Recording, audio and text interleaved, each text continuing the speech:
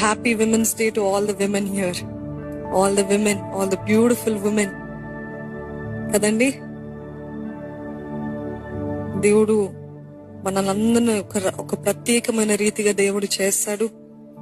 మన ప్రత్యేకత ఏంటో మనము తెలుసుకున్నంత వరకు మనం అనుకుంటూ ఉంటాము, నేను మగవాడై పుట్టుంటే బాగుండేది. ఎంతమందికి వచ్చింది ఆలోచన? వచ్చిందా? చూడండి, ఇంచుమించు అందరికి వచ్చింది. నేను ఎందుకు ఆడదానై పుట్టాను అనే బాధతో ఉంటూ ఉంటారు. కానీ God will never make a mistake. Do you believe that?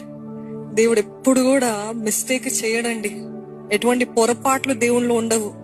దేవుణ్ణి అడిగేంత గొప్పవారు మనం కాదు, కానీ దేవుడు మనకిచ్చిన ఈ కృపను బట్టి దేవుని ఎంతగానో స్తుతించాలి. మనకొస్తున్న పోరాటాలు, మనకొస్తున్న ఇబ్బందులు బట్టి మనం అంటూ ఉంటాము, దేవా వై నేను మొగన్నై ఉంటే ఇది చేస్తుండే దాన్ని, ఇది చేస్తుండే వాడిని, అది చేస్తుండే వాడిని, ఈ భయం ఉండేది కాదు, ఇది ఉండేది కాదు.